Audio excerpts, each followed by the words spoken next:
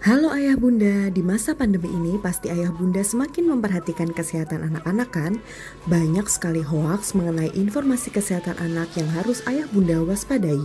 Bingung kan harus di mana cari info terpercaya mengenai kesehatan anak? Nah, kami Instagram Healthy Kids Corner rutin memberikan edukasi melalui live Instagram dan IG post dari pakar kesehatan anak. Kami juga merupakan platform kesehatan anak dengan Instagram TV series terlengkap, membahas tidak hanya kesehatan fisik saja, namun juga mengenai kesehatan mental anak. Sudah ada 50 IGTV mengenai kesehatan anak yang bisa ayah bunda saksikan loh di Instagram Healthy Kids Corner. So ayah bunda, yuk follow IG Healthy Kids Corner dan jangan sampai ketinggalan setiap sesi live IG-nya dengan kejutan menarik.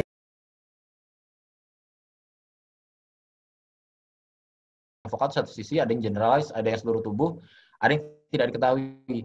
Nah, biasanya itu karena memang orang tuanya nggak tahu. Tiba-tiba anaknya kejang saja. Jenisnya seperti apa, orang tua tidak bisa menjelaskan.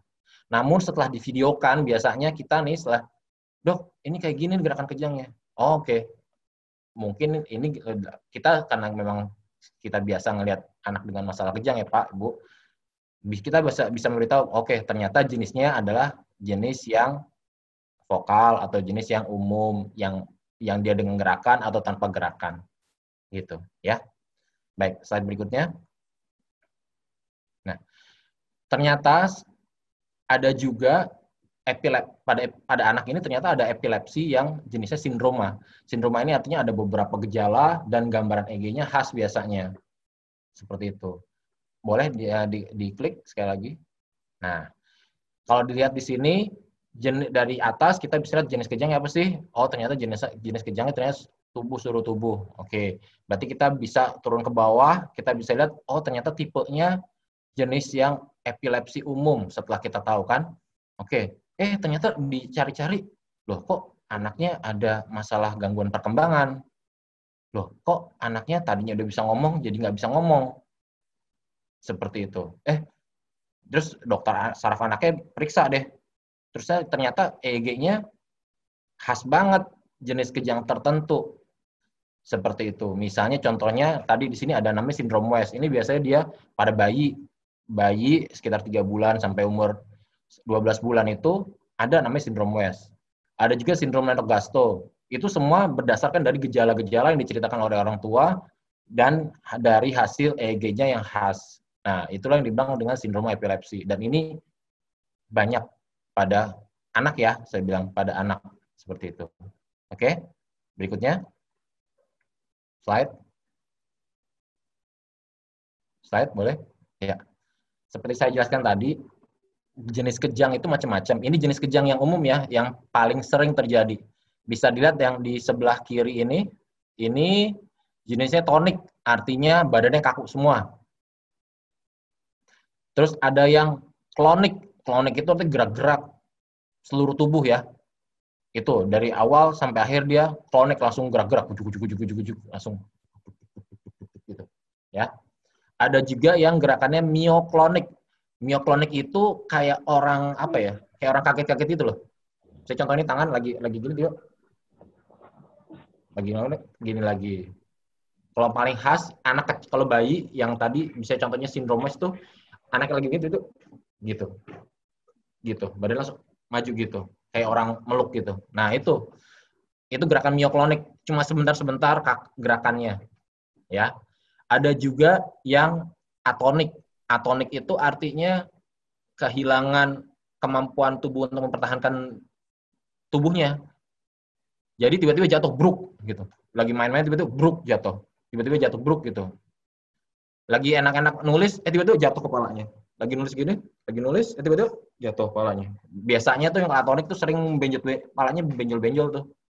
Sering kita dibilang sama orang tuanya. Sering jatuh, kepalanya jatuh ke meja, jatuh ke mana, seperti itu. Ya. Ada juga yang jenisnya yang tonik-klonik. Tonik-klonik itu kejangnya tiba-tiba anaknya lagi tidur-tiduran tiba-tiba badannya kaku semuanya. Nggak lama kemudian langsung kejet-kejet.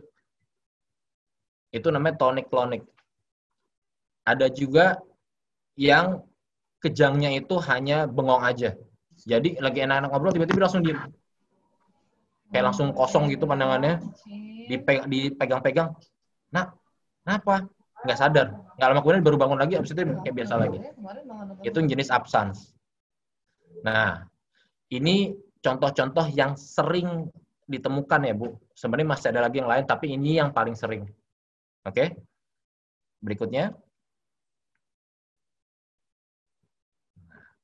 Nah, setelah kita tahu tadi namanya epilepsi apa, penyebabnya apa, jenis seperti apa, gerakan-gerakannya, seperti itu ya. Nah, sebenarnya epilepsi sendiri itu kalau pada anak sebenarnya dia ini sebenarnya paling banyak tidak diketahui, Ibu. Kita paling banyak tidak ketahui. Namun ada yang bisa ditemukan kelainan. Contohnya kelainan genetik, ada sindrom Rett, atau ada kelainan struktur otak, misalnya anak-anak yang cerebral palsy, ya, atau ada tumornya, atau ada kelainan bentuk otaknya, seperti itu, ya. Terus ada juga kelainan dari metabolik, contohnya ada memang ini agak susah ditemukan, tapi memang ada, misalnya contohnya dia kekurangan asam folat pada otaknya, atau ada kelainan mitokondria, seperti itu, ya. Ini penyebab-penyebab epilepsi. Jumlahnya tidak banyak, yang paling banyak justru tidak diketahui. Gitu, ya. Oke, berikutnya. Slide. Oke. Nah, selanjutnya bagaimana sih caranya dokter memastikan anak itu epilepsi atau tidak? Sebagian besar, hampir 100% berdasarkan informasi kejang dari pemantauan orang tua atau orang yang melihat. Gitu. Jadi diagnosis epilepsi itu justru berdasarkan informasi dari orang yang melihat, bukan berdasarkan dari hasil pemeriksaan penunjang. Ya. Nah, ya disinilah yang Bapak sama Ibu perlu tahu. Apa sih bedanya kalau gerakan-gerakan tertentu itu kejang atau bukan kejang? Di sini ada bagannya, saya jelaskan sedikit. Jadi kalau epilepsi itu kejangnya pasti tiba-tiba. Nggak akan gradual. Yang santai-santai terus dia bilang, kok terasa kayak begini ya? Kok jadi begini ya? Enggak. Tapi tiba-tiba langsung kejang aja. Itu sebagian besar seperti itu. Ya. Terus yang kedua, dari kesadaran. Sebagian besar terganggu. Ya. Yang ketiga, gerakannya selalu sama. Selalu sama gerakannya. Kalau tangan kanan, pasti tangan kanan terus, Bu. Kalau misalnya gerakannya seluruh tubuh terus, Bu. Biasanya kanan dan kiri sama. Kalau misalnya epilepsi ini sinkron itu maksudnya satu kanannya begini-begini, satu kanan begini, pasti yang kiri begini-begini juga, Bu. Nggak ada yang kanannya begini, tangannya yang kiri bisa begini-begini. Kalau gerakannya seperti itu justru mungkin bukan kejang, Bu, atau Bapak. Seperti itu. Ya. Oke. Pada kejang yang umum, kejang umum ya, biasanya akan sianosis. Sianosis itu artinya biru, bisa bibirnya terutama, atau lidahnya. Kenapa sianosis? Karena kekurangan oksigen. Kalau anak kejang itu nggak bernapas dengan baik, jadi tidak efektif nafasnya. Jadi seringnya jadi biru pada kejang yang umum. Oke? Terus kalau dari matanya, anak kejang itu matanya biasanya dia nggak jelas ya, Bu, kayak tembus pandang gitu loh. Tembus pandang, kayak misalnya lagi kejang itu, terutama yang absence ya, dia lagi ngomong tiba-tiba langsung tek, kayak nggak di depan ada orang tapi kayak nembus aja gitu. Atau kalau yang kejangnya umum yang tidak sadarkan diri itu matanya sukanya mendelik ke atas, lihat ke atas gitu. Atau kalau misalnya dia kejang yang vokal atau satu sisi, biasanya ngikutin gerakannya satunya. Kalau dia sebelah kanan, dia matanya kan lihat ke kanan gini nih, biasanya gini tuh, gitu. Ya, matanya, ya itulah dibilang mata itu jendelanya hati, ya memang benar. Jadi kita bisa ngeliat tuh dari matanya tuh, ini orang lagi kejang atau enggak gitu. Ya. Berikutnya serangannya khas, ya, tadi seperti saya bilang akan seperti itu terus, Bu. Sangat jarang yang tiba-tiba kejangnya berubah. Bisa, tapi itu jarang. Itu nanti itu bagian kami lah, dokter saraf anak nentuin loh, ini benar-benar berubah kejangnya atau bukan, kayak gitu. Atau efek samping dari obat misalnya, bisa. Ya. Terus lamanya, nah Bapak sama Ibu perlu tahu, kejang itu artinya listrik di otaknya lagi lompat-lompat, lagi banyak banget burst, lagi banyak yang keluar gitu loh. Kalau banyak keluar kayak gitu, artinya energi yang digunakan oleh sel-sel otak itu banyak banget yang dikeluarin saat kejang. Ya, kalau keluar banyak energinya, padahal dia nggak makan, lama-lama habis energi di otak, di sel-sel otaknya itu. Makanya kejang itu jarang yang lama. 80-85% kejang itu kurang dari 5 menit, Ibu dan Bapak. Hanya sekitar 10-15% yang kejangnya itu lebih dari 55 menit atau lebih dari 30 menit. Namanya status epileptikus. Seperti itu. Ya. Makanya rata-rata kejang nggak diapa-apain, berhenti sendiri. Nggak usah dikasih kopi, nggak dikasih apa-apa, berhenti sendiri, Bapak, Ibu. Sebagian besar. Ya, baik. Terus berikutnya, kejang itu jarang dapat diprovokasi. Biasanya, ya nanti saya akan jelaskan apa saja sih bisa mencetuskan, tapi kejang itu sebagian besar tidak bisa diprovokasi. Misalnya contohnya disuruh ngelakuin apa, baru kejang. Enggak. Sangat jarang seperti itu. Pokoknya tiba-tiba aja. Ya. Nah, kalau yang terakhir namanya iktal EEG. Iktal itu artinya kejang, EEG itu elektroencephalografi. Itu saat lagi dilakukan pemeriksaan EEG, nanti ada pemasangan EEG itu pas lagi ada gerakan kejang, itu gelombang otaknya nanti dari EEG itu kelihatan tuh. Itu selalu pasti. Kalau dia pas lagi kejang, pas lagi dipasang EEG terus dia kejang, nggak lagi kejang tapi tidak kelihatan ada gelombang kejangnya, mungkin bukan kejang. Gitu. Oke. Jadi yang paling penting dari semua informasi untuk epilepsi itu justru adalah pemantauan dari orang tua. 97% kita bisa mendiagnosis epilepsi berdasarkan penjelasan dari orang tua, asalkan benar. Gitu. Ya. Oke, berikutnya. Slide berikut. Nah, selanjutnya dari penjelasan orang tua itu, kami, dokter anak dan dokter saraf anak secara umum akan periksa fisiknya. Dari ternyata kalau anak-anak yang dengan masalah palsi cerebral atau CP, ya, itu sekitar 25-60% itu epilepsi. Gitu. Jadi kalau kita periksa, oh iya ternyata anaknya CP nih. Ibunya bilang kejang gini, sangat besar kemungkinan memang benar-benar epilepsi. Gitu, ya. Terus bisa dari pemeriksaan fisiknya. Ini ada yang kayak jerawat-jerawat ini di hidung sama ini nih. Ini juga ini menunjukkan kondisi di MRI ini otaknya akan jerawat, ada banyak ceplok-ceplokan juga, Ibu. Gitu. Ini khas pada sindrom tuberous sclerosis. Ya. Terus bisa juga nanti dari wajahnya, nih mukanya merah sebelah. Lihat. Yang anak paling bawah ya. Tuh matanya mukanya merah sebelah. Ini hemangioma nih. Jadi nanti pas di MRI gambaran kepalanya pun nanti ternyata gambarannya yang sisi satunya itu biasanya juga ada kelainan, Bu. Gitu. Ya. Atau yang terakhir nih yang satu sisi lagi nih ada kayak ceplok-ceplok warna coklat-coklat gini, namanya cafe au lait. Gitu. Ini yang kita cari nih kalau misalnya ada orang tua bilang datang anaknya kejang-kejang. Ada juga beberapa lagi cuma ya nggak sebanyak seperti yang saya lihat ini seperti ini gitu. Ya. Oke, berikutnya. Slide. Nah, baru deh setelah kita bilang, Bu, ini epilepsi. Selanjutnya kita akan periksa pemeriksaan penunjang yaitu dengan EEG, elektroencephalografi. Elektroencephalografi ini tujuannya untuk merekam gelombang listrik di otak kita ya, Bapak dan Ibu. Jadi ini aman. Dia tidak mengeluarkan apapun, justru dia menangkap listrik di otak anak tersebut. Caranya tadi ini ditempel-tempel nih di kepalanya dengan posisi tertentu. Gitu. Nanti biasanya dilakukan antara 30-45 menit EEG ini. Dan ini rutin dilakukan apabila terindikasi yaitu pada anak-anak kejang tanpa demam.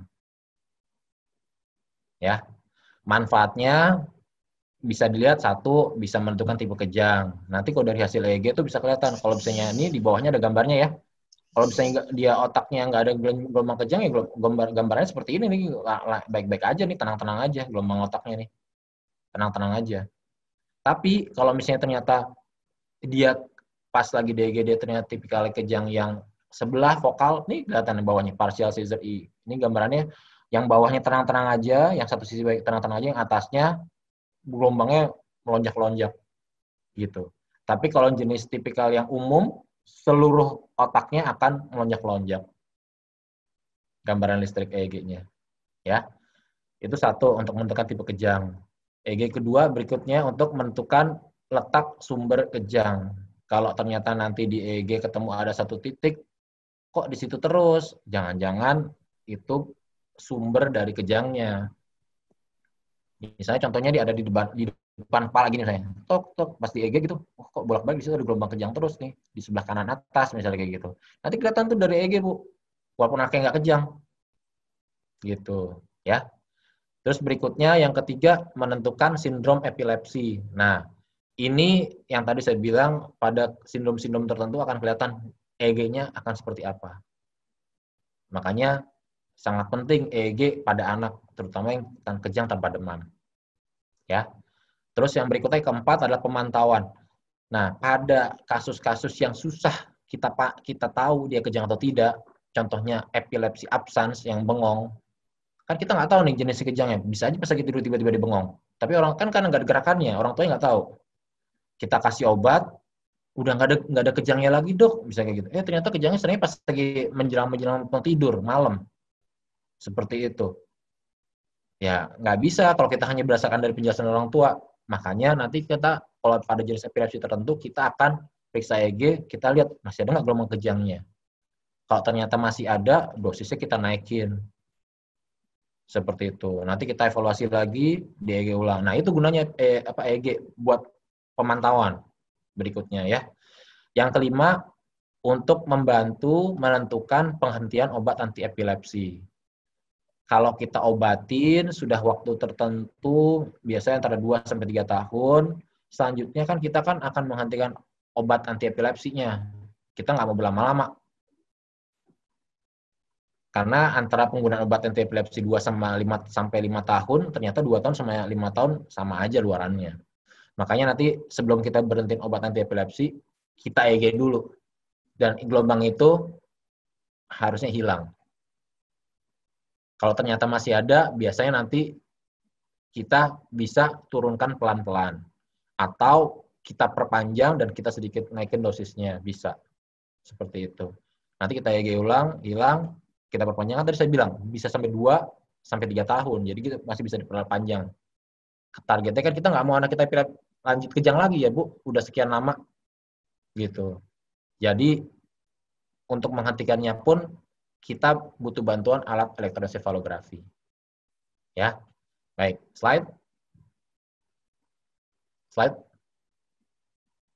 Oke. Untuk pemeriksaan penunjang berikutnya adalah dengan pencitraan atau dengan yang paling sering digunakan adalah MRI, Magnetic Resonance Imaging. Ya, ini gambarnya anaknya tuh lagi tidur masuk ke alat MRI. Seperti itu alatnya bulat. Ya. Tapi ini tidak rutin Ibu dan Bapak. Kami akan melakukan MRI pada kasus-kasus tertentu. Tidak semua anak epilepsi di MRI. Ya, karena memang pada kasus yang khas aja yang kita lakukan. Biasanya yang yang jenis epilepsi yang kejangnya vokalnya khas banget. Itu baru kita lakukan MRI gitu. Tujuannya satu untuk menentukan penyebab. Kadang-kadang kita EEG ada satu gelombang kejang, pas di MR kita MRI aja deh. Ternyata benar. Ternyata ada penebalan bagian dari otaknya yang nyebabin jadi timbul gelombang kejang. Bisa kayak gitu. Bisa juga tiba-tiba pas di MRI, ada tumor. Bisa Bu, Bapak, gitu. Makanya MRI sendiri tidak rutin, tapi berdasarkan dari kepentingan dokter untuk mendiagnosis. Ya, satu untuk menentukan penyebab, yang kedua untuk memperkirakan prognosis. Ya, untuk memperkirakan prognosisnya. ke depan nih kalau misalnya nih contohnya nih ada kok anaknya kejangnya susah banget ditanganin di MRI, ya ternyata ada kelainan bentuk kepala. Nah itu kita bisa bilang, Bu, ini kalau kita lanjutin kemungkinan begini. Kalau kita ini kemungkinan begini. Nah, jadi untuk prognosis artinya untuk masa depannya dia lah, kemungkinan seperti apa. Dan yang ketiga, untuk merencanakan tata laksana ya, Bu. Jadi kalau memang ternyata kita lakukan MRI, ternyata contohnya jelas ada penebalan dari otaknya, bisa gitu, bagian tertentu, kita mungkin ada pertimbangan untuk dilakukan bedah epilepsi misalnya, seperti itu. Nah itu tujuannya untuk itu. Biasanya kita butuh bantuan MRI untuk melihat bentuk otaknya sehingga nanti kita bisa tentuin, rencananya mau gimana sih pada kasus ini gitu. Ya, oke berikutnya. Nah, bagaimana menangani anak epilepsi? Jadi yang paling utama itu adalah dengan obat ya, Bapak dan Ibu. Obat-obatan sendiri jumlahnya banyak sekali gitu. Ini yang sebelum tahun 93 aja sudah ditemukan obat tuh banyak banget, ada carbamazepin, ada diazepam, ada phenobarbital, ada phenytoin, ada asam valproat gitu ya. 93 ke atas ditemuin lagi, tahun 2005 ke atas masih ditemukan lagi obat baru. Jadi sebagian besar 60-70% bisa ditangani dengan obat, Bu. Bisa ditangani dengan obat. Dan pilihannya banyak sekali. Gitu. Klik. Tolong diklik. Ya. Nah, yang diklik yang warna biru ini adalah obat-obat lini pertama ya. Obat-obat lini pertama ini adalah obat-obat yang paling banyak digunakan. Nggak hanya dokter saraf anak, tapi dokter anak bisa nanganin. Gitu. Dengan carbamazepin, dengan diazepam, dengan phenobarbital, dengan phenytoin, dengan asam valproat. Ya. Ini lini pertamanya, Ibu. Dan memang sebagian besar sekitar 60% itu dikasih lini pertama aja udah hilang, Bu. Apalagi pakai yang jenis asam valproat. Asam valproat itu bisa untuk jenis kejang vokal, kejang umum, sampai yang absans pun bisa. Kalau carbamazepin jenis vokal saja, kayak gitu. Kalau diazepam tidak bisa untuk yang maintenance, kayak gitu. Phenobarbital, phenytoin bisa yang untuk yang umum, seperti itu. Makanya, ini lini pertama, dokter anak pun bisa, Ibu. Jadi kalau misalnya ada gejala epilepsi, datang ke dokter anak dulu, nggak usah mikir-mikir ngejar dokter saraf anak dulu. Dokter anak bisa, Bu. Nanti mereka akan ngobatin sesuai dengan kapasitasnya gitu ya. Berikutnya diklik lagi.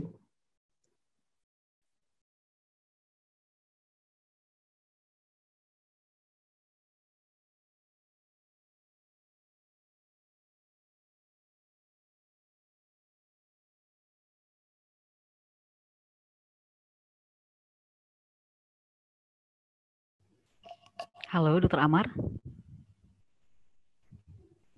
Halo. Oh ya, Dokter. Soalnya tadi agak hilang ya, Dok ya? Iya, benar. Maaf. Mungkin siap, kurang Dok. stabil. Oke. Baik, Dokter. Jadi ini saya lanjutin lagi ya. Jadi yang obat berikutnya yang merah-merah ini adalah obat-obat lini kedua. Ya. Dan obat-obatan ini biasanya setelah pakai lini pertama yang nggak efektif. Seperti itu. Baru kita pakai tuh obat-obatan yang lainnya. Dan biasanya kalau dari pengobatan yang BPJS ya, BPJS itu yang ditanggungnya lini pertama sebagian besar itu ada sampai di rumah sakit umum daerah pun pasti ada yang lini pertama. Namun kalau untuk yang lini kedua, yang 3 ini, levetiracetam, oxcarbazepin maupun topiramate itu adanya biasanya di rumah sakit rujukan seperti itu ya. Jadi kalau udah dikasih obat yang lini pertama gagal, baru ke lini kedua, nanti baru biasanya konsul ke kami, ke dokter saraf anak di rumah sakit rujukan. Oke, berikutnya. Slide. Oke, nah kan saya udah bilang bahwa obat ini efektif untuk menghentikan kejang, ya. Namun, karena dia penggunaannya jangka panjang, Bapak sama Ibu tetap harus kontrol walaupun dia sudah tidak kejang, Ibu dan Bapak. Apabila anak tersebut mendapatkan obat anti kejang, ya.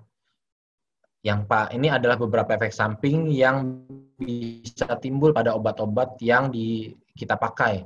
Yang pertama, pada carbamazepin itu akan bisa timbul reaksi alergi kulit yang berat. Walaupun sangat jarang, tapi itu bisa terjadi.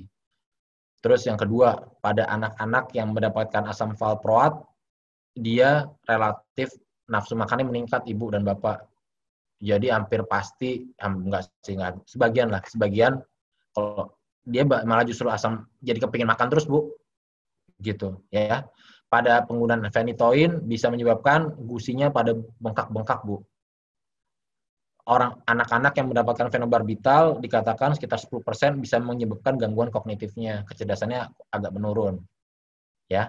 Tapi itu biasanya pada anak-anak yang kecil, yang masih bayi atau di bawah 2 tahun. Biasanya seperti itu. Ya.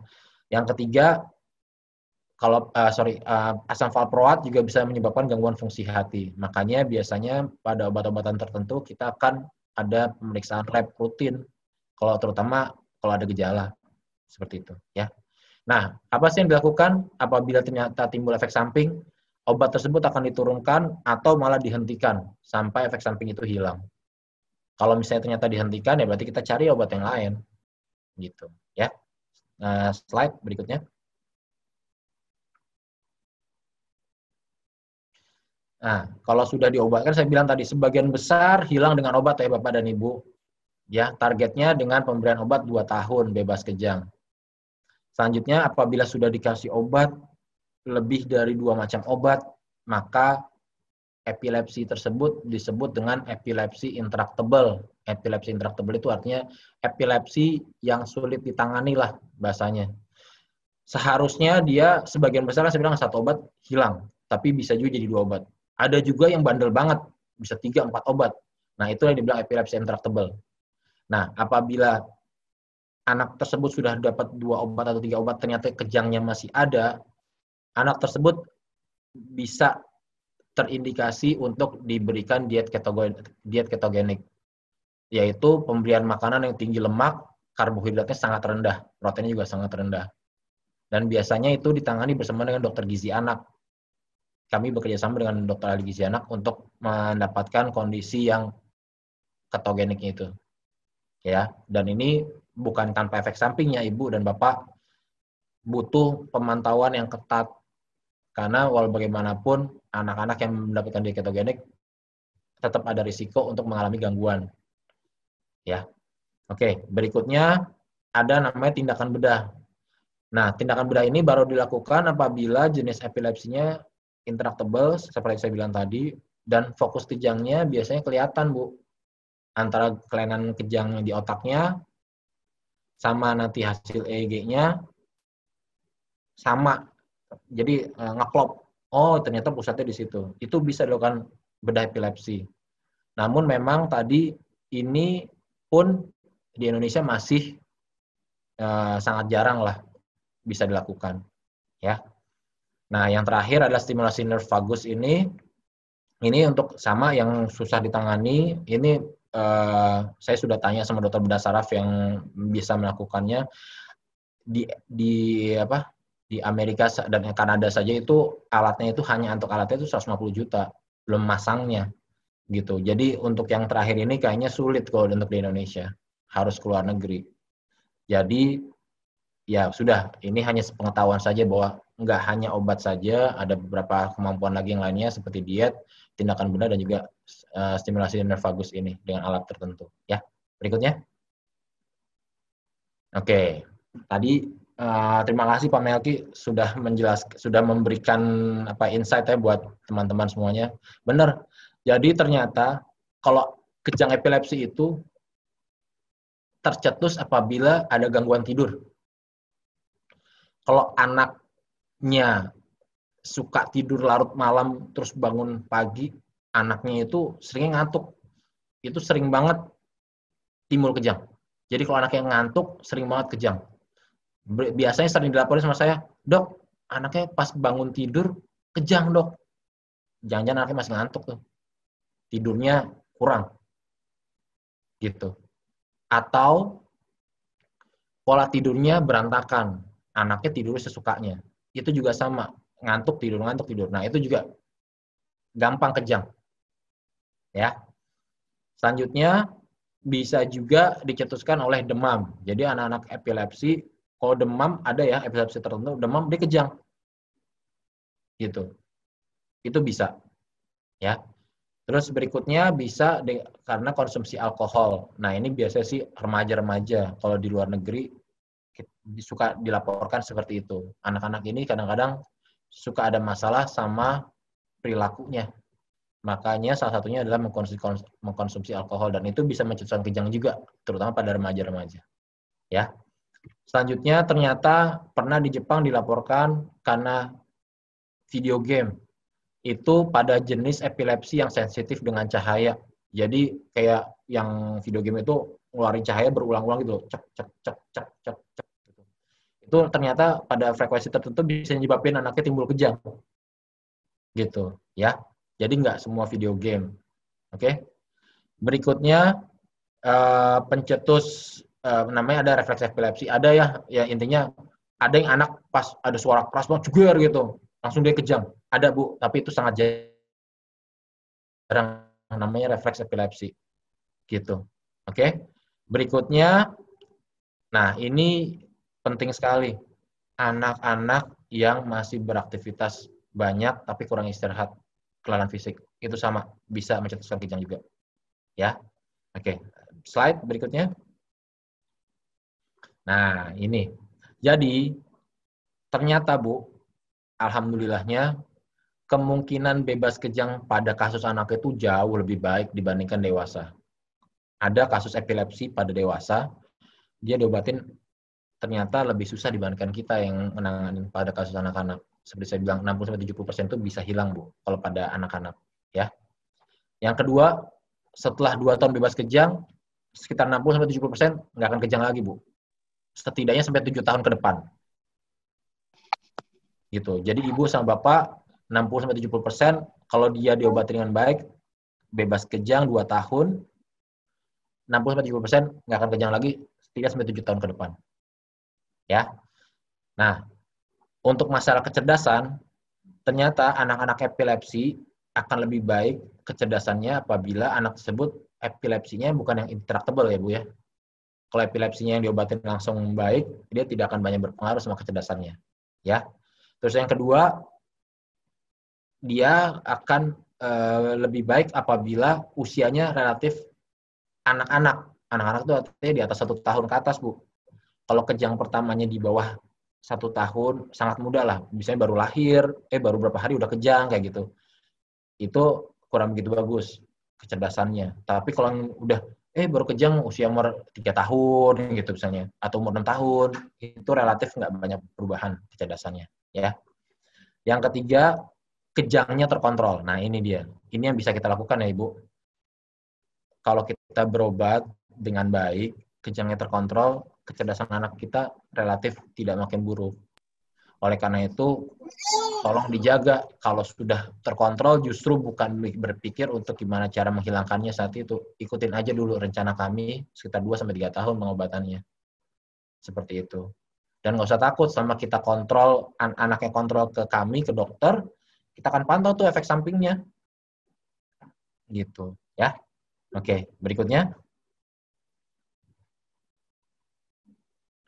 Nah, selain yang tadi yang baik-baik, ternyata memang anak-anak epilepsi itu sebagian bisa ada gangguan sama perilaku.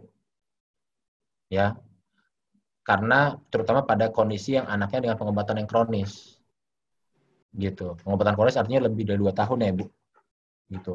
Jadi nih yang jenis tipikalnya yang minum obatnya jangka panjang, sulit berhenti. Ini resikonya untuk ada gangguan perilaku lebih meningkat. Gitu, ya. Terus yang kedua, anak-anak yang epilepsi yang sudah diobati bisa beresiko untuk patah tulang, baik itu karena trauma ataupun memang karena efek samping dari obat. Makanya nanti biasanya kita rekomendasiin untuk ditambahin kalsium dan vitamin D. Seperti itu. Ya. Terus yang ketiga, nah ini yang kadang-kadang suka ditemui, yaitu tiba-tiba anaknya ditemukan sudah meninggal. Ini terutama pada anak-anak yang memiliki epilepsi simptomatik. Epilepsi simptomatik itu artinya memang ada kelainan struktur otaknya, Bu, Pak. Ya, itu suka ditemukan anak-anak dilaporkan meninggal mendadak yang tidak diketahui penyebabnya. Ya jadi yang seperti itu. Dan atau epilepsinya tidak terkontrol, anaknya tidak teratur minum obat, masih ada kejang. Itu bisa tiba-tiba meninggal mendadak yang kita tidak tahu penyebabnya. Gitu. Jadi sangat penting untuk mengontrol epilepsi. Ya, berikutnya. Slide. Nah, ini ada simpulannya. Jadi epilepsi pada anak itu dapat mengganggu tumbuh kembang mereka ya, Bu. Oleh karena itu kita harus menangani dengan baik, ya. Dan sebagian besar kejang pada anak dengan epilepsi itu dapat dikontrol dengan obat anti epilepsi. Ada obatnya ya, Bu. Ya. Terus yang ketiga, penanganan epilepsi yang optimal dapat meningkatkan kualitas hidup dari anak. Dan yang terakhir, kerjasama yang baik antara orang tua dan dokter dapat memperbaiki luaran epilepsi pada anak. Ya, itu yang paling mungkin itu yang bisa saya jelaskan saat ini. Terima kasih. Saya berharap kalau memang ada yang saya udah baca-baca chat sedikit, banyak pertanyaan. Mungkin nanti Bu Riani bisa diulang aja pertanyaan apa saja. Terima kasih. Mungkin Assalamualaikum warahmatullahi wabarakatuh. Slide. Baik, Dokter Amar, terima kasih banyak, Dok. Penjelasannya sangat menarik ya, Dok ya. Banyak informasi-informasi yang mungkin sebelumnya tidak terpikirkan, tapi Dokter Amar menyampaikannya, Dok. Untuk pertanyaan, Dok, ini banyak sekali loh, Dok. Iya, satu-satu nanti siap ya. Siap, Dok. Siap ya, Dok ya. Ayah Bunda, ya untuk ada pertanyaan lagi boleh. Kita tetap buka line di grup chat, Zoom grup chat. Langsung aja karena ada giveaway juga buat penanya yang beruntung pada hari ini. Seperti itu. Langsung aja Dokter Amar ya, kita buka diskusi pertanyaan. Dok, yang pertama dari Larasati 6 tahun.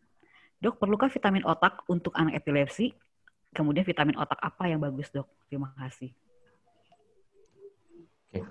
Jadi kalau untuk anak epilepsi sebenarnya yang paling utama bukan vitamin otak, justru adalah kontrol kejangnya ya, Bu.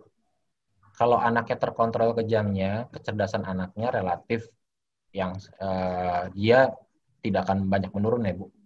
Jadi bukan vitamin otak yang paling utama. Tapi kalau mau tambahin vitamin otak ya silakan saja. Tapi memang tadi itu bukan yang utama. Karena kecerdasan, kalau anak dikasih vitamin otak tapi anaknya masih kejang-kejang, kemampuan untuk kognitifnya atau kecerdasannya tetap akan menurun, Bu. Oke. Ya. Baik. Oke, Dokter, terima kasih. Jadi untuk vitamin otaknya segera konsultasi dengan dokter spesialis anaknya mungkin, Dok ya? Ya. Oke. Dok, pertanyaan kedua, Dokter. Dari Reiga 6 tahun. Apakah asam valproat sirup ada yang bisa menurunkan nafsu makan? Jika sudah biasa minum di salah satu produk, apakah bisa berganti dengan produk lainnya, Dok? Oke. Jadi gini, efek samping yang terkenal dari asam valproat itu justru bikin anaknya nafsu makan meningkat ya. Namun ternyata ada juga yang kebalikannya, Bu. Benar, ada. Jadi setelah minum asam valproat itu yang ada justru dia nafsu makan menurun. Itu justru paling sering disebabkan karena namanya dispepsia. Dispepsia itu artinya asam lambungnya ketemu sama asam valproat bercampur di dalam lambung, itu nyebabin iritasi sama lambungnya. Jadi kayak sakit mah lah kalau bahasa umumnya gitu. Nah, itu bisa nyebabin anaknya justru nafsu makannya turun. Oleh karena itu makanya kita sangat menganjurkan asam valproat itu diminum setelah makan. Tidak boleh perut kosong. Karena dia bisa meningkatkan keasaman di dalam lambungnya, Bu. Itu ya. Terus yang kedua, tadi kalau diganti boleh atau tidak.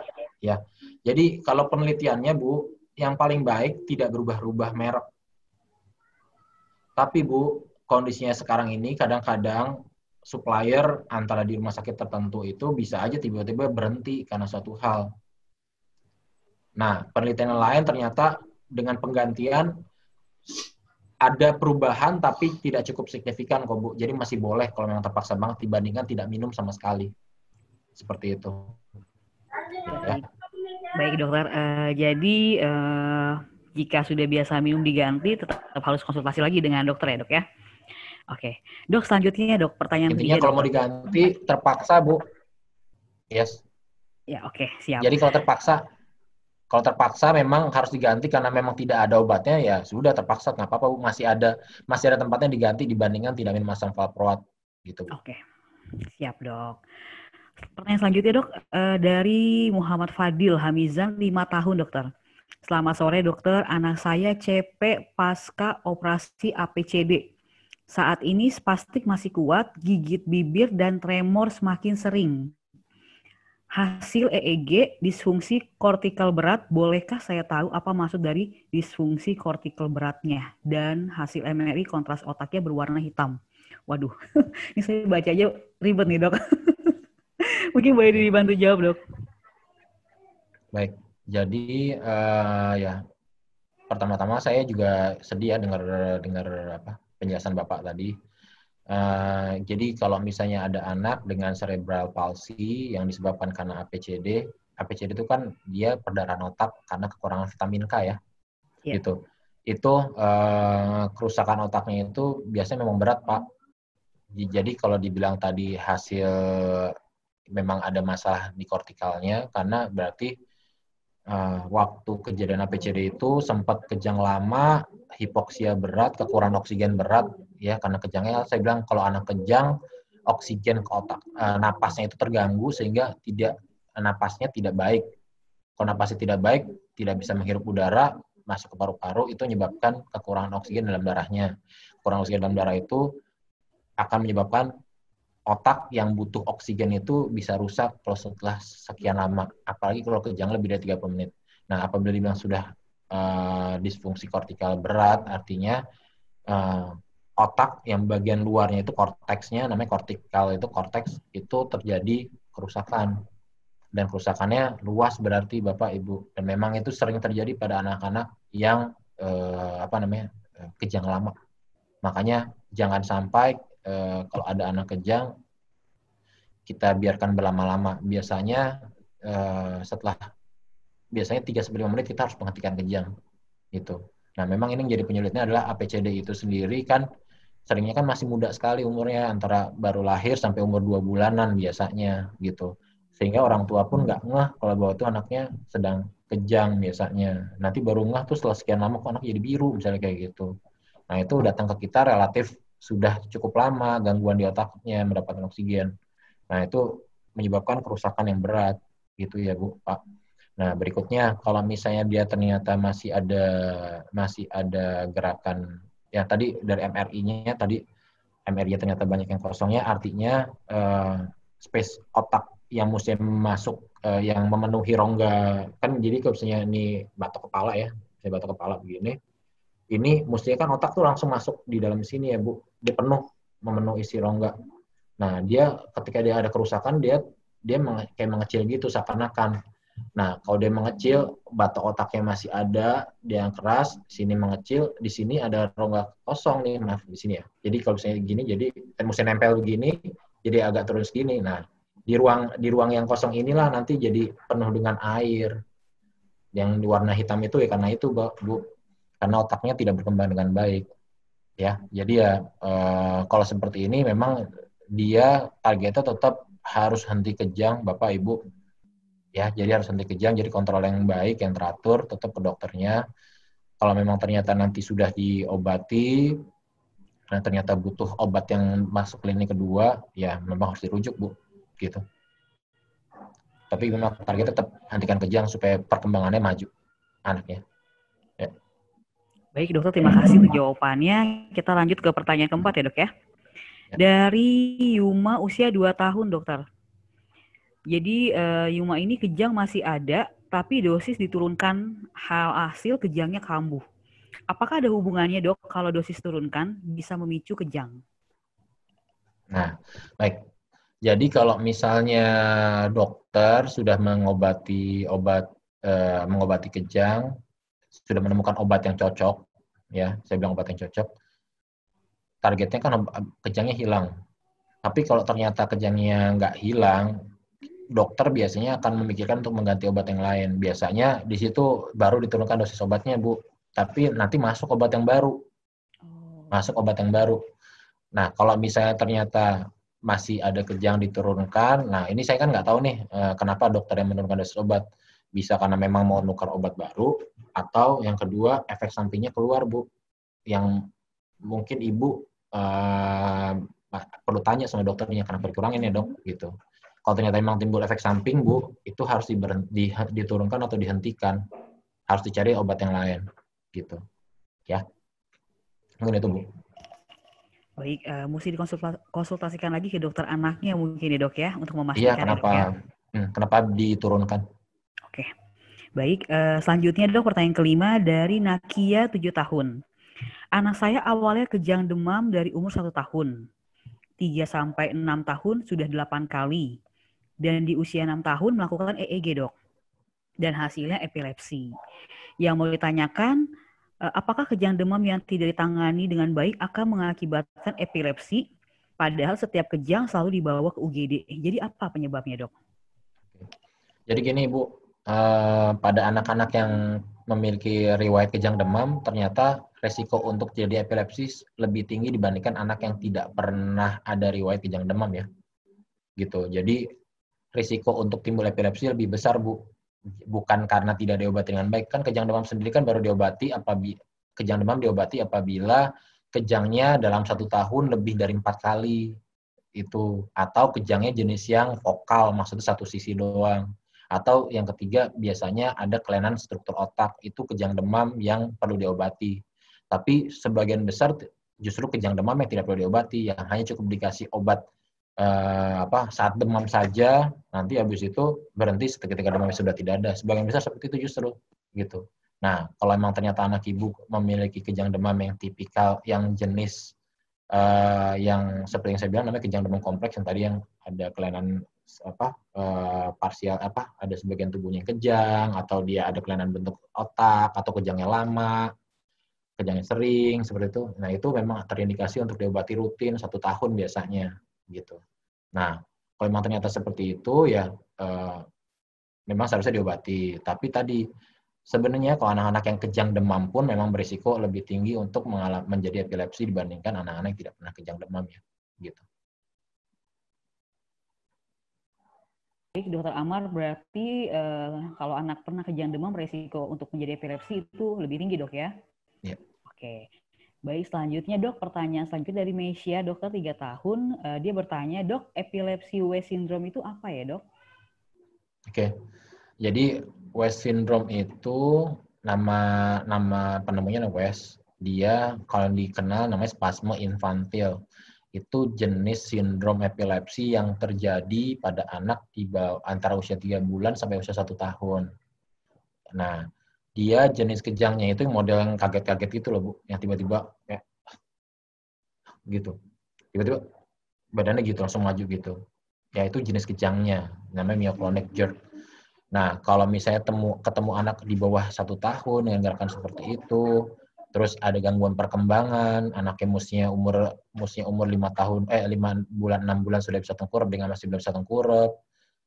Pas di EEG ternyata ada gelombang-gelombang yang khas banget EEG-nya. Nah, itulah yang namanya dengan sindrom West. Penyebabnya memang itu berhubungan sama genetik ya, Bu. Nah, syukurnya dia bisa diobati, Bu. Bisa diobati. Ya, dia bisa diobati dan kalau di sini memang harus banyak berdoa. Kenapa? Karena kita nggak tahu dia termasuk yang sensitif dengan obat atau tidak. Karena kalau dia diobati, kalau berhasil hilang Bu, gitu. Itu jumlahnya cukup banyak antara 60-90% yang sekali diobatin langsung hilang kejangnya, gitu. Nah itulah kenapa yang saya bilang tadi ya kita dokter berusaha tapi tetap yang nyembuhin ya Tuhan ya Bu, gitu. Dok, ternyata ada epilepsi, ada macamnya juga dokter ya untuk kasus-kasus epilepsi dok ya. Ya. Oke, dok. Pertanyaan selanjutnya dokter, ini ada Fani 24 tahun dokter. Jadi beliau ini merupakan pengurus dari perkumpulan epilepsi Indonesia dokter. Dia mau bertanya seperti ini, bagaimana untuk meyakinkan kalau anak terkena epilepsi atau tidak? Karena ditakutkan adanya overdiagnosis atau underdiagnosis dari dokter yang mengurus. Contohnya dok, kejang demam sekali langsung disuruh terapi OAE selama 2 tahun. Atau bahkan udah kejang berulang tapi dokternya nggak memberikan OAE dokter. Jadi boleh dikasih pencerahannya dokter. Terima kasih. Ya, terima kasih. Jadi kalau kita berdasarkan dari definisi sendiri, ya memang tadi yang namanya epilepsi itu adalah kejang tanpa demam. Kejang tanpa demam yang terjadi 2 kali atau lebih dengan jarak lebih dari 24 jam. Jadi kalau misalnya ada anak dengan kejang tanpa demam, terus dia kejadian 2 kali atau lebih, dan jarak lebih dari 24 jam, itu udah epilepsi, Bu. Gitu, ya. Saya justru seringnya dapetin kejang, kejang tanpa demam 3-4 kali dalam 1 hari. Di situ, saya sebagai dokter anak akan menjelaskan bahwa, benar Bu, ini kejangnya lebih dari 2 kali. Gitu. Tapi karena karena jaraknya kurang dari 24 jam, ini tidak bisa saya diagnosis sebagai epilepsi, namanya first unprovoked seizure, walaupun kejangnya sering dalam 24 jam. Itu kita akan kasih obat, terutama obat untuk menghentikan kejang, namanya diazepam. Gitu, ya. Kita akan kasih obat itu, kita kasih edukasi, kita jelasin bahwa ini obatnya digunakan kalau kejang masih ada. Nah, kalau bisa ternyata datang lagi dengan ada kejang 1 kali lagi tanpa demam, ya sudah berubah diagnosis epilepsi. Di situ kita obatin. Itu 1. Terus yang kedua, kalau misalnya ada anak kejang demam, diobati, tadi seperti saya bilang, kejang demam itu bukan epilepsi. Kejang demam itu kejang demam. Kalau memang ternyata dia kejang demam yang kompleks, itu ada pegangannya. Kompleks itu artinya kejangnya lebih dari 15 menit, terus satu sisi tubuh, atau ada kelainan struktural otak, ya, itu kejang demam yang kompleks. Itu memang harus diobati seperti saya bilang, dan itu diobatinya selama kurang lebih 1 tahun, gitu, ya. Terus yang ketiga, kalau misalnya ternyata kejangnya sering banget, kalau kejangnya berulang-ulang, tapi ini informasi aja, Bu. Ternyata epilepsi ada loh yang nggak diobatin. Gitu. Kapan epilepsi nggak diobati? Apabila 1, kejangnya ternyata jarak antar kejang itu lebih dari 4-6 bulan. Baru aja, saya cukup sering lah, dok, ada orang tua datang ke kita, didiagnosis epilepsi, pastinya, oh benar epilepsi. Terus gimana ternyata? Oh, nggak usah diobatin menurut saya. Kenapa? Karena ya jaraknya lebih dari 4-6 bulan. Saya juga nggak tahu kalau saya obatin sekarang nih, Bu. Ini anaknya nggak kejang karena memang obatnya, atau karena memang belum kejang aja. Gitu.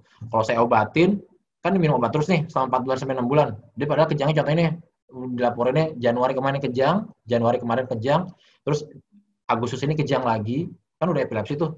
2 kali kejang tanpa demam, ya. Tapi jaraknya lebih dari 6 bulan. Kalau saya obatin nih, Bu, nggak tahu nanti kejang lagi ternyata timbulnya nanti 8 bulan lagi kan bisa. Gitu, padahal dia sudah minum obat 8 bulan. Obatnya udah saya kasih rutin, tapi ternyata kejang lagi. Nah, itu kita nggak ngobatin. Biasanya kejang yang sering, jaraknya dekat 4-6 bulan, baru kita obatin, Bu. Gitu. Ya, kalau memang ibu kurang puas dengan dokter yang menjelaskan, menurut saya sih ibu ikut-ikut acara ilmiah seperti ini boleh, 1, atau ketemu sama dokter lain minta second opinion, sangat boleh, gitu, ya. Oke, dokter, terima kasih untuk jawabannya. Selanjutnya, dokter, tadi kan dokter sempat berdiskusi mengenai pemberian asam valproat, dokter, ya, yang memang menjadi terapi utama atau terapi pertama dokternya untuk kasus-kasus epilepsi. Nah, Dok, itu untuk ketepatan dosis dari asam valproat itu gimana cara menentukannya, Dok, ya? Sebab ini ada Ibu Puspita, 6 bulan anaknya, dia dapat obat valproat tapi nggak ada speednya gitu, dokter. Oke. Nah, jadi gini, Bu, asam valproat itu kan sediaannya 2, 1 sediaan sirup, 1 lagi sediaan tablet. Yang tablet tidak boleh digerus, ya. Jadi kalau untuk anak bayi, justru kita makanya sirup. Jadi nggak ada tuh puyer asam valproat tuh nggak boleh. Karena obatnya akan rusak. Jadi kita bisa kasih pakai sirup. Nah, kalau untuk sirup sendiri, memang nanti kita punya dosisnya. Biasanya kita kasih dari dosis yang terendah sampai dosis maksimal. Dosisnya itu yang terendah itu minimal 15 mg per kilogram berat badan per hari. Dibagi 2 kali. Gitu. Dan akhirnya nanti biasanya keluar tuh dosisnya. Contohnya saya butuhnya 75 mg. Gitu ya, 75 mg. Nanti biasanya dokternya tuh akan dinaikin tuh. Dinaikin maksudnya, kan nggak ada 2 kali 3 7,5 mg. Yang ada 2 kali 40 mg. Kita naikin jadi 2 kali 40 mg. Nah, 40 mg itu sediaannya sirupnya apa yang ada. Misalnya kayak gitu. Kalau memang sediaan sirupnya butuhnya berapa mili, misalnya contohnya, gitu, misalnya butuhnya hanya sekitar 0,8 mili, misalnya, Bu, kan karena bayi ya. 0,8 mili. Betul Bu, Ibu minta sama dokternya untuk dikasih spuit, alat suntikan itu biar dosisnya pas. Tapi kalau ternyata tidak ada, masih tidak dikasih juga, sebenarnya ya ini kalau yang Vellepsi yang saya tahu dia memang sediaannya kan ada itunya, ada suntikannya, relatif lebih tepat lah kalau pakai yang ada suntikannya gitu. Mungkin itu aja sih Bu. Baik dok, tadi ini masih melanjutkan mengenai asam valproat dokter. Itu resikonya dokter, misalnya kalau seandainya kelebihan atau kekurangan tuh apa sih dok dampaknya dok? Oke, jadi kalau yang kita harapkan adalah anaknya berhenti kejang ya. Itu harapannya setelah minum obat berhenti kejang. Tapi kalau misalnya dosisnya kurang namanya underdose, itu nggak akan berhenti kejangnya Bu. Gitu. Jadi kalau ibu kasih obat tapi dosisnya kurang, itu nggak akan berhenti kejangnya. Nah, kalau misalnya ternyata anaknya udah dikasih obat dosisnya pas, tiba-tiba belum ada 15 menit tiba-tiba muntah. Gitu. Yang ada nanti dosisnya juga kurang karena dimuntahin. Ibu harus tambahin lagi. Nah, pertanyaannya kan berapa banyak yang harus dikasih lagi. Kalau saya rekomendasi, kalau dia belum ada 30 menit anaknya muntah, ibu kasih dengan dosis yang sama. Kalau emang dia mesti minumnya 2 mili, jangan dikasih cuma 1 mili. Karena kita nggak tahu yang keluar berapa banyak. Gitu. Kasih lagi 2 mili. Nggak usah takut. Nggak apa-apa. Gitu. Ya. Jadi kalau baru diminumin obat, belum ada 30 menit anaknya muntah, dosisnya pasti dalam tubuh nggak akan efektif, akan tetap kurang, kasih dengan dosis yang sama, dengan dosis 2 mili misalnya. Itu satu. Jadi obatnya nggak akan efektif kalau misalnya dosisnya kurang. Ya, itu kalau underdose. Nah, kalau ternyata kelebihan dosisnya selama masih dalam range itu maksud saya gini, dokter ngasihnya, misalnya kan kita selalu ngasih dengan dosis terendah dulu yang bisa menghentikan kejang. Kalau cukup dengan 3 ml aja sudah berhenti kejang, kami nggak akan ngasih 4 atau 5 atau 6 ml. Karena tetap ada risiko efek samping. Kalau misalnya dosisnya kelebihan, dalam arti yang memang seharusnya dokternya salah hitung, misalnya bahasa kasarnya gitu, ini dosis maksimalnya mestinya untuk anak berat badan 10 kilo, mestinya cuma 500 mg misalnya kayak gitu. Tapi ternyata dokternya ngasih 750 mg, itu kan jadi dosisnya kelebihan. Itu kemungkinan untuk timbul efek samping besar. Ya, jadi kemungkinan efek samping besar. Belum tentu keluar loh Bu, saya kasih tahu. Makanya kalau misalnya ada kelebihan dosis seperti itu, nggak usah panik, Ibu balik lagi ke dokternya, dok, ini dosisnya nggak kebesaran, gitu. Nggak apa-apa nanya gitu. Kalau dokter bilang ini, oh udah, ya udah bisa diperbaiki. Tapi kalau ternyata dokter tetap kekeh, zaman sekarang Ibu boleh kok konsultasi second opinion sama dokter yang lain, gitu. Jadi silakan bertanya sama dokter yang lain boleh, gitu. Yang penting targetnya anak Ibu, Bapak kejangnya hilang, ya mungkin itu. Oke dok, pertanyaan selanjutnya dokter. Untuk anak-anak dengan epilepsi kan bisa terapinya panjang ya dokter ya, bisa setahun sampai 2 tahun dokter. Nah di masa pandemik ini dokter, jadi mungkin beberapa orang tua akan melakukan repeat order gitu dok ya, jadi langsung ke apotek memberi obat yang sama dok. Nah ketika dia ada konsumsi obat yang biasa normal, tiba-tiba jadi tidak normal atau kejangnya kambuh lagi, itu bagaimana dok? Apakah harus datang ke rumah sakit tapi dia khawatir di rumah sakit tidak aman atau bagaimana dok menurut dokter? Atau udah boleh nih dok ke rumah sakit dok? Ya, jadi gini, kalau untuk masalah kekhawatiran datang ke rumah sakit sangat wajar karena memang sampai sekarang pandemi coronavirus sendiri kan masih ada ya, masih cukup banyak di sekitar kita. Tapi kalau pada kasus-kasus tertentu sebenarnya kita bisa sih kontak sama dokternya by online, bisa WA, bisa telepon seperti itu, menanyakan langsung boleh gitu. Tapi tergantung dokternya masing-masing. Kalau saya pribadi minimal saya harus ketemu dulu 1 atau 2 kali untuk melihat anaknya gitu loh. Anaknya kondisi seperti apa, karena secara fisik kan harus dilihat gitu. Nanti setelah memang sudah jelas dia diagnosisnya apa, saya lakukan pemeriksaan tertentu diagnosis jelas apa, baru kita bisa ngasih pengobatan. Nah, itu biasanya 1-2 bulan dilihat pertumbuhannya. Perbedaan dewasa dan anak itu adalah pertumbuhannya, Bu. Kalau misalnya pada anak, kenaikan berat badan itu berpengaruh sama dosis, gitu. Kalau anaknya tadinya berat badan 8 kilo jadi 9 kilo, dosis obatnya pun bisa berubah karena berhubungan dengan dosis. Makanya nanti tuh dilihat tuh tren kenaikan berat badannya 1-2 bulan pertama. Kalau ternyata kenaikan berat badannya ternyata sekitar setengah kilo, bisa sebulan misalnya kayak gitu ya. Ya kita bisa kira, oh ya udah nanti kalau kontrol 3 bulan lagi, gitu, 3 bulan lagi kira-kira dosis segini masih cukup nih, gitu. Nah yang jadi masalah kan kalau misalnya ini nggak pernah, ya karena ketakutan, akhirnya nggak kontrol, minum obatnya sama-sama aja, ya ternyata anaknya berat badan naik terus, gitu. Kalau anaknya berat badan naik terus, obatnya dosisnya sama, ya bisa kejang lagi, Bu. Nah, terpaksa deh, ibu bawa anaknya ke dokter. Karena timbangan di rumah sakit sama timbangan di rumah kadang-kadang berbeda ya, Bu. Itu pengaruh, Bu. Gitu. Dengan amat terpaksa ya datang ke dokter tujuannya untuk evaluasi lagi pengobatannya. Masih cukup atau tidak, kayak gitu. Ada efek samping atau tidak, kayak gitu. Mungkin itu sih, Bu. Baik, Dok. Jadi ada baiknya ketika selama masa pengobatan ada kejang lagi, itu ketemu dokter spesialis anak ya, Dok ya, atau ketemu dokternya gitu. Jadi jangan takut ke rumah sakit gitu ya, Dok ya.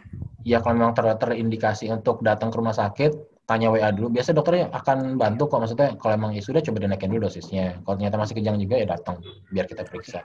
Gitu. Yang penting sesuai dengan protokol kesehatan, Dok ya. Ya, itu yang paling penting. Dan satu lagi sebelum saya lupa, kalau misalnya kontrol ke dokter itu sebaiknya tetap 3 bulan sekali atau 6 bulan sekali, karena memang berhubungan sama pemantauan efek samping ya, Bu. Gitu. Jadi itu nggak bisa by phone itu. Kalau misalnya kita periksa ternyata ada pembesaran fungsi hati, ditekan ternyata ada nyeri perut, kayak gitu, matanya kuning, itu nggak bisa by phone. Okay. Jadi memang 3-6 bulan sekali, ya datang kontrol ke dokter. Tujuannya untuk pemantauan efek samping obat dan berat badan. Mungkin itu, Bu. Baik. Jadi ayah bunda jangan khawatir untuk datang ke rumah sakit, karena rumah sakit juga sudah ada protokol kesehatan, dan juga kita yang datang ke rumah sakit juga harus menggunakan protokol kesehatan, minimal pakai masker ya dokter ya, atau face shield ya, Dok ya. Oke, Dok, sebenarnya pertanyaannya banyak banget nih, Dok. Cuma kan waktu kita terbatas, dokter ya. Mungkin ini ada pertanyaan terakhir, dokter, mengenai bebas kejang, dokter. Mungkin bisa disampaikan sebenarnya bebas kejang atau bebas epilepsi itu seperti apa sih, Dok? Oke, jadi kalau pada anak-anak epilepsi, target utamanya adalah bebas kejang. Itu target utama. Dan setelah bebas kejang, kita akan mempertahankan bebas kejang itu minimal 2 tahun, Bu. Bukan 1 tahun ya, 2 tahun.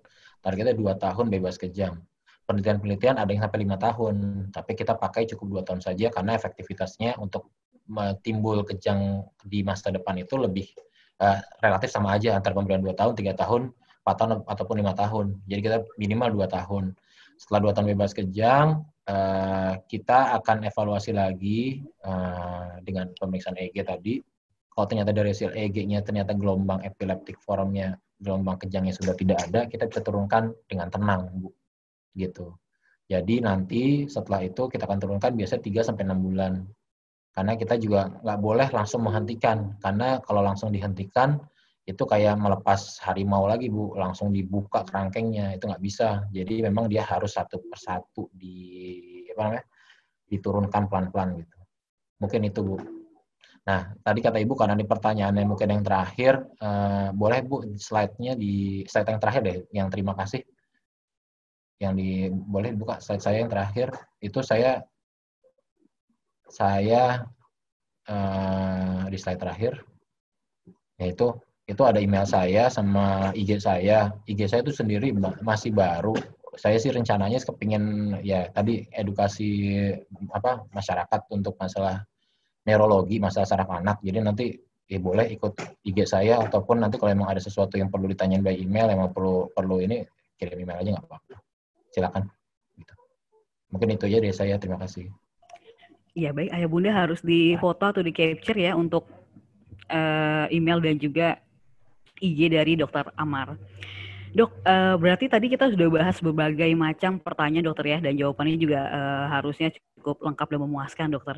Jadi yang sebelum kita masuk ke presentasi dan juga ada giveaway, kalau diambil kesimpulan dokter, berarti sebenarnya untuk kasus-kasus epilepsi itu memang diagnosanya harus tepat ya dokter ya, baru bisa dilakukan segera pemberian obat anti epilepsi. Kemudian yang kedua, penggunaan obat anti epilepsi khususnya asam papua tadi dok, yang sebagai produk obat yang cukup jadi pilihan utama, itu juga penggunaan dosisnya harus tepat ya dokter ya. Malah lebih baik adalah untuk obat-obatan asam papat yang sediaannya memiliki SPED atau yang bisa terukur dosisnya. Sama tadi dok, misalnya harus ada penggantian produk, itu harus segera konfirmasi ke dokternya, karena memang bisa saja terjadi dok ya, mungkin dari distribusinya, kemudian juga ada kekosongan stok, itu boleh saja diganti tapi tetap dengan rekomendasi dari dokter anak tersebut. Seperti itu dok ya. Kalau simpulan dari dokter mungkin boleh dok? Ya. Jadi Bapak Ibu, epilepsi sendiri itu bukan penyakit yang diturunkan ya. Jadi itu bukan penyakit turunan, dan penyakit epilepsi sendiri bisa diobati. Sebagian besar bisa hilang Ibu, nggak usah khawatir. Memang ada sebagian kecil yang sulit, namun saya percaya bisa ditangani karena pada dasarnya saya ya selama ini walaupun dapat yang susah-susah, alhamdulillahnya banyak juga yang bisa ditangani dengan obat-obatan gitu ya. Jadi nggak usah khawatir, berobat yang teratur, selama ibu berobatnya benar, terkontrol, efek samping yang ditakutkan kita bisa ketahui segera Bu gitu. Nah kalau misalnya nanti anak ibu bebas kejang, ya harapannya pertumbuhan dan perkembangan mereka bisa sama seperti anak-anak yang lainnya, seperti anak-anak yang tidak memiliki epilepsi lainnya, seperti itu. Oleh karena itu tetap walaupun kondisi pandemi seperti ini, menurut saya ibu dan bapak tetap harus berhubungan baik dengan dokter yang menangani dimanapun itu. Kalau memang ada yang kurang jelas, boleh bertanya, silakan saja. Dan dengan sistem informasi yang ada sekarang ini, ibu bisa dapat informasi dari mana saja. Tetap perlu disaring, silakan tanya sama dokternya. Mungkin itulah Bu. Terima kasih banyak.